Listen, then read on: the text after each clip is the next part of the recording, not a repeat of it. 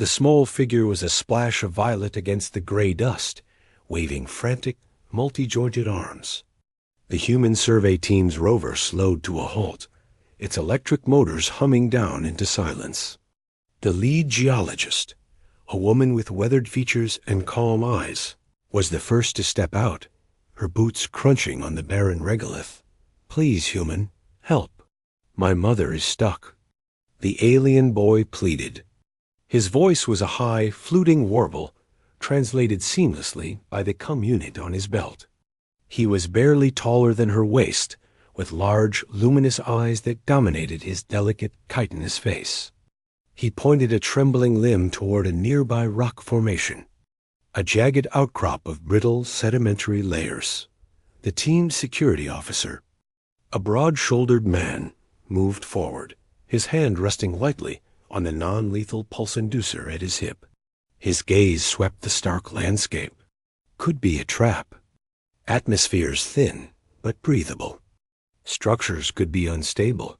The geologist, whose name was Mara, ignored him for a moment, kneeling to bring herself to the boy's eye level. "Where? Show us carefully." The boy, trembling, led them around the base of the formation. In a narrow crevasse, where two slabs of rock leaned together, they saw her. An adult of the boy's species, her carapace dusty and scored, was pinned from the thorax down by a heavy, fallen stone. Her eyes, dimmer than her child's, blinked slowly. A soft, pained clicking emanated from her. "Rock slide," Mara murmured, her professional assessment immediate. "Recent, a day, maybe less. The substrate here is fragile." She turned to her team. "No trap. Just an accident."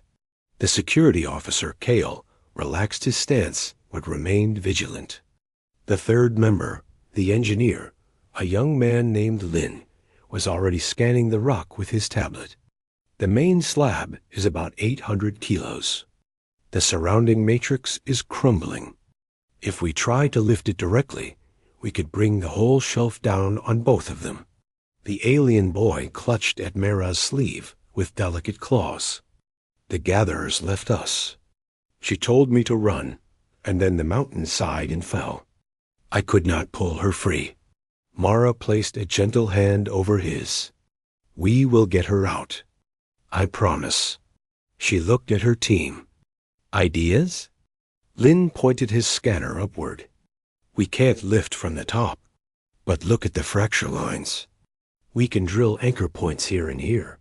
He indicated spots on the more stable upper outcrop. "Use the rover's winch and composite cables to create a stabilizing frame, a cantilever. It will hold the weight of the shelf while we chip away the rock pinning her legs. It's a careful job. It will take time," Kale said, his eyes on the horizon.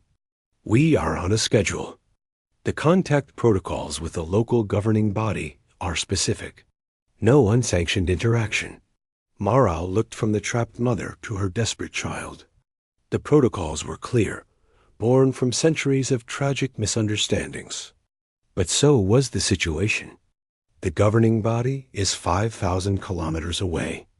And they didn't answer the distress call their own people sent out, did they? She gestured to the simple beacon device, lying discarded near the boy's small pack. "We are here." "They are not. We help." Kale held her gaze for a long moment, then gave a single, firm nod. He was security, not heartless. "You're the lead. Let's get to work." For the next 4 hours, the humans labored with a focused, quiet efficiency. Lin directed the placement of the drill anchors, the high-pitched whine echoing in the still air. Kale secured the glittering cables, his strength making light work of threading them through the heavy brackets. Mara worked beside the trapped mother, carefully clearing smaller debris from around her, using a medical spray from their kit to seal cracks in her chitin. Speaking in low, reassuring tones, the translator conveyed a soft, bubbling clicks. The alien boy watched, his large eyes unblinking as these strange, soft-skinned giants moved the very stone of his world. They did not possess the natural tools of his people, the hard, sharp limbs for digging. Instead, they wielded light and sound and silent, impossible strength from their machines. They argued sometimes, short, sharp words about angles and pressure points, but it was not anger. It was a dance of minds, a shared focus on the problem. Finally, Lin gave the signal. The frame is set and holding. The load is transferred.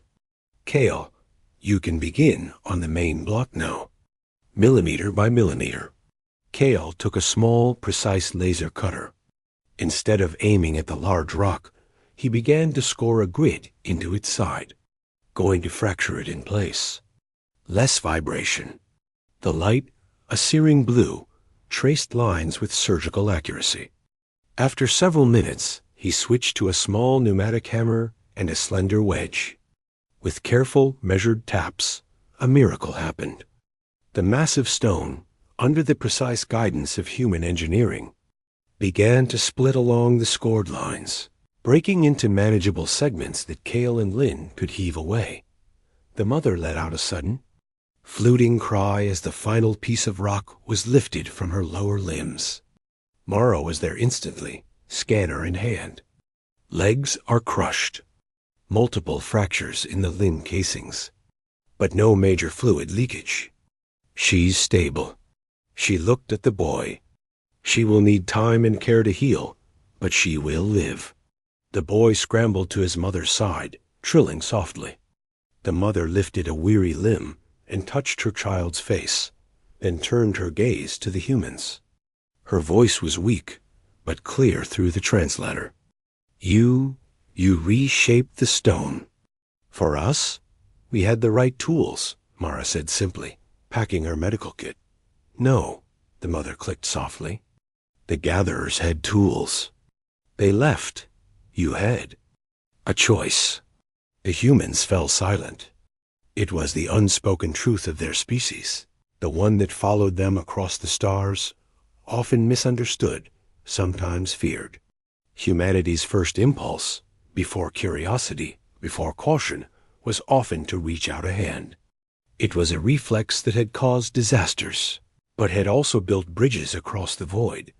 They fashioned a stretcher from a thermal blanket and spare cables. As they gently lifted the mother onto it, a low hum filled the air. A sleek, disc-shaped vessel, marked with the angular script of the local governing body, descended from the pink sky. It landed 100 meters away, and a ramp extended. 3 aliens of the same species as the mother and child emerged, their carapaces gleaming, adorned with intricate patterns denoting status. They moved with an officious stiffness. The lead official surveyed the scene. The humans, the improvised engineering, the injured mother on a human-made stretcher, the boy clinging to her. You interfered, the official stated, his translated voice cold and flat. This was not your designated zone. You violated contact protocol. Kale stepped forward, his posture formal but unyielding. We responded to a clear distress signal. A life was in imminent danger. Our core directives, which your government agreed to, prioritize the preservation of sapient life in emergencies. The official's antennae twitched. The gatherers reported the slide. We were assessing the appropriate response. Their sacrifice, while regrettable, was within natural order. The boy suddenly stood up, his small body trembling not with fear now, but with a fierce, bright anger. My mother is not a sacrifice. The word shrilled from the translator. The humans came. They asked no price. They made the mountain let her go. They helped. The officials seemed to recoil from the child's outburst. The mother spoke again from her stretcher, her voice stronger. They chose to stay. They chose to labor. They chose to risk their own safety under an unstable shelf. Where was your choice? The lead official fell silent, his compound eyes taking in the meticulously crafted support frame, the neatly cut stone, the focused, weary faces of the humans. Their actions were not those of reckless interlopers. They were the actions of beings who could not walk away. It was a concept both simple and profoundly alien to a culture that prized communal efficiency above individual circumstance. Finally, he gave a slow, stiff nod. The engineering is proficient. The result is acceptable. He gestured to his companions. We will take the injured to a healing spire. As the officials carefully transferred the mother to a floating gurney from their ship, the boy ran back to Mara. He pressed something into her hand, a smooth, opalescent stone, warm from his grip. A piece of the mountain that did not win, the translator conveyed. Mara closed her fingers around it and smiled. Thank you. The boy was led up the ramp. At the top, he turned and looked back at the three humans, standing small and solid against the vast, gray landscape. He did not wave, a gesture he did not know. Instead, he placed his primary limb over his central thorax, a gesture his mother had taught him meant a truth held close. The official, following the child's gaze, looked at the humans one last time. The assessment in his eyes had shifted from disapproval to a deep, unsettled calculation. They had not used weapons. They had not made demands. They had simply seen a problem and a child in need and had begun to work. In a universe of cold equations and strict hierarchies, such a species was not just unusual. It was revolutionary.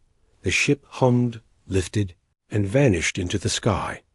Back at the rover, Kale stowed the last of the cables. Well, that probably complicated first diplomatic relations. Lin grinned, wiping dust from his face. On the contrary, I think we just gave them a whole new variable to calculate. Mara looked at the opalescent stone in her palm, then out at the empty plane where a child's plea had been answered. The galaxy was vast and often lonely, built on rules and reasons. But humanity, for better or worse, carried a different blueprint. They were the ones who stopped. They were the ones who